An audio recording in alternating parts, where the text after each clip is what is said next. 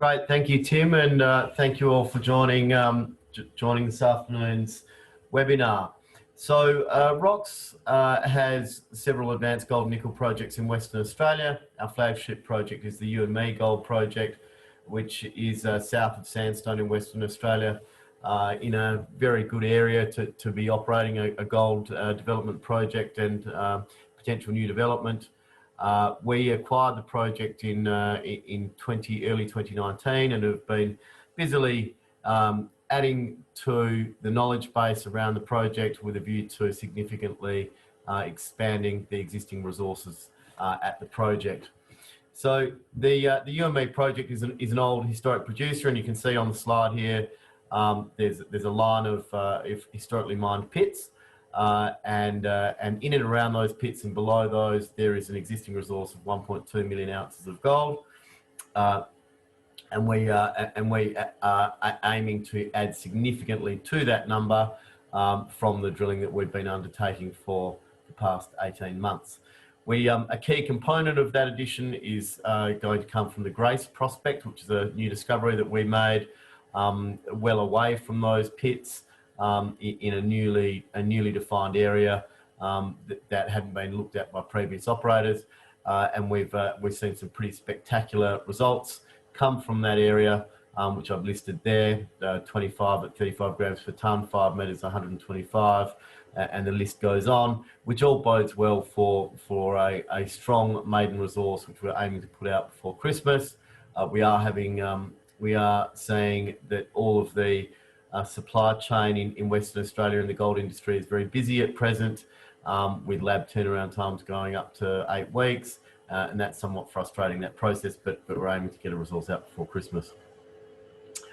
We have been busily drilling at You and Me. We've drilled over 20,000 metres. In fact, we're getting close to 30,000 metres of RC, and as well as diamond and air core in addition to that.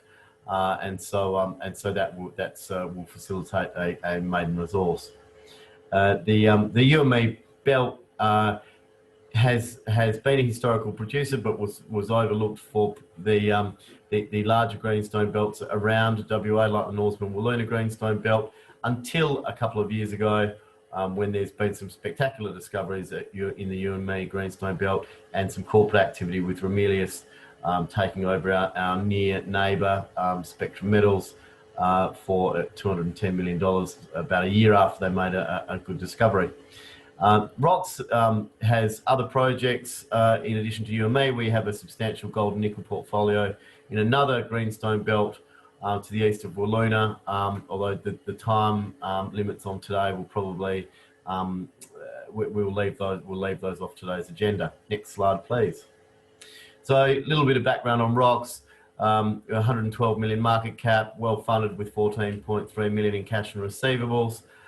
We went through a bit of a re-rate in the middle of the year, which was well overdue, and that was as the market was starting to realise how much resource growth potential there is at You and Me, and how high grade and extensive this new Grace prospect is. So we're well funded in terms of our exploration plans and development and short to medium term development plans thereafter. Next slide, please. So a little bit more detail on You and Me. You and Me is located between Mount Magnet and Leinster in Western Australia, south of Sandstone, surrounded by mining service towns, which is very handy. We own a 70% interest in the You and Me gold mine in a joint venture. We're manager of that joint venture. As mentioned before, there's 1.2 million ounces of existing resource, which we'll add to. And in terms of its historical production, the You and Me mining centre has produced 670,000 ounces of gold at 5.5 grams average grade over the history. Now, interestingly, that was produced when the gold price was around $400 Australian an ounce. So the Aussie dollar gold price is around 2,600 at the moment. So the economics of the project changed. So there's existing resources which are now economic that weren't economic when the mine was shut down in 1997, and there's also a renewed impetus to carry out exploration where economic prospects are more likely now at today's price than they were back then in 1997. So that means there has been limited exploration over the past 10 years, and we see strong potential for resources around the place at UME. We own substantial ground regionally to the UME Gold Project, so we have about an 80-kilometre long strike length of prospective greenstone belt, and we hold that both in a series of joint ventures with Venus Metals, our joint venture partner, but also in our own right 100%. So next slide, please. So looking in a little bit more detail as to where we've had this recent exploration success, this is just an aerial shot looking back over the main pit at UME.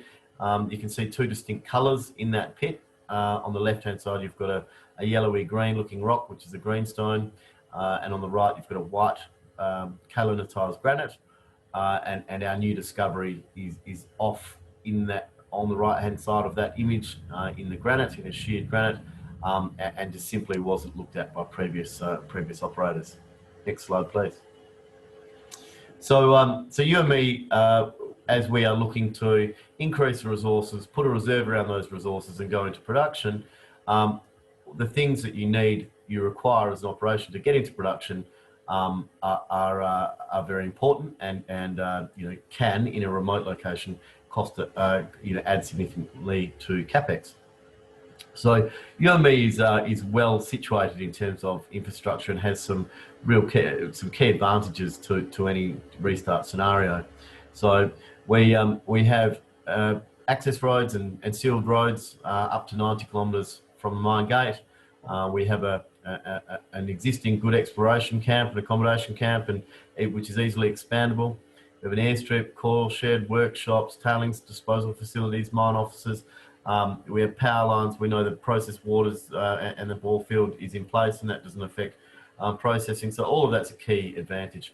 And then longer term, there's actually some really important infrastructure nearby, like the Midwest gas pipeline, that one day, if there is a very large operation here, and now I'm talking like independence groups Tropicana or Gold Roads Gruyere or Goldfields Gruyere, there is cheap power available. So there's a gas pipeline that goes to within around 80 kilometres of site, which has got significant capacity. So as we're looking at development scenarios, we're just looking at what power costs could be and various production scenarios could be.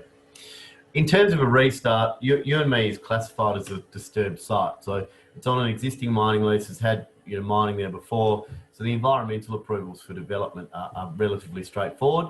We know that we're not, we won't be damaging any key flora or fauna, and that all those baseline studies have been done, and it is a disturbed site. In terms of mining and mineability and geotechnical considerations and dewatering and other things, they're well understood from previous mining as well. Next slide, please. So in terms of a little bit of regional geology and why we like UME so much and why it's such a prolific belt. So the UME project sits on a regional scale north-south trending shear zone called the UME shear zone, and that runs around 150 kilometres from north to south. And then within that shear zone, there's a variety of greenstone belts, greenstone and granites caught up in that shear zone, and that shear zone has been a key factor in gold being placed in the belt. And we see gold occurrences all the way along that belt, including the UME project itself, but also the Petty Gold project, which is under development by Ramelius Resources. So a significant scale shear zone that's well mineralised all the way along and we are the largest landholder in the area. Next slide, please. So looking at a bit more specifically where the gold occurs at UME. So we see the gold in mafics, denoted in green on this map, and also in the granite, which is pink on this figure. There's some fairly spectacular grades there, and you can see where we've been putting in a lot of our drill holes into the new discovery, the Grace prospect, and also where it might extend out into the granite. Our key for the drilling program, which is ongoing, is, as previously mentioned, is to expand the existing resource of 550,000 ounces in and around old pits, which is easily mineable, and add, significantly to that to underpin a restart. Next slide, please. So, as mentioned, a key part of that increase has been the Grace prospect, which is a high-grade gold deposit sitting in shear zones in the granite next to the old workings. You can see some fairly spectacular results coming from that with the last release in September, outlining 13 metres at 60, 4 at 18, and others. We're now seeing this shear zone that hosts this high-grade gold deposit extending well north into the granite, and you can see on the figure I've included in this slide where we're doing air core drilling to pin that down at the moment. Next slide, please. Not only are these systems long in terms of a strike length sense, but they can also extend to great depths. So the mineralisation that sits next door to Grace, around 300 metres away, that was historically mined, is known about and known to occur down at 1,100 metres depth. So we're fairly confident the structures in the granite will go that far as well. Next slide, please. So in terms of our work program, this is a quick summary of it, and it's certainly been very busy out there. We've had an air core rig, a diamond rig, and an RC rig going flat out, and plenty of news flow to come. With that, I'll hand over to questions. Thanks, Alex. A couple of questions here. One from Ralph. So Rox has a 45% share of the tenement bordering Saba's gold targets. Has the JV run a ground mag or aero mag survey over this tenement and others around the Penny West gold mine? Yeah, thanks for the question. We do have a tenement next to Sabre, 1019 down in the southern part of our tenement package. We have focused slightly more to the north of Penny West, and we have a target there and a prospect there called Sovereign, and so we were following the Penny West structure to the north.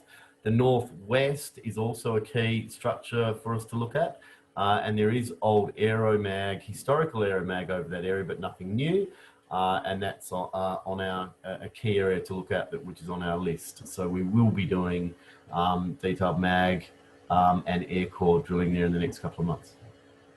And some questions around timeline to production. Where aspirationally we'd like to be late 2021 or 2022. It depends on the scale of the production, whether we had an early starter project and toll mill some material, or whether we had a large scale standalone milling operation. And questions around can you get to 100% of you and me? There's no legal mechanism for us to, but we could always negotiate with our joint venture partner. But if not, the joint venture works very well. Okay, and one last question: the gold price. What's your kind of medium-term view there? So gold price is very much related to global interest rates and the Aussie dollar. So in US dollar terms, the gold price will generally be high when global interest rates are low, because the interest rates are the cost of holding gold, represent the cost of holding gold. And in Aussie dollar terms, well, it depends on that interplay, but also with the Aussie dollar outlook. So, that feeds into bulk commodities and what the iron ore and coal prices are doing, as they're generally pretty big drivers of the Aussie dollar.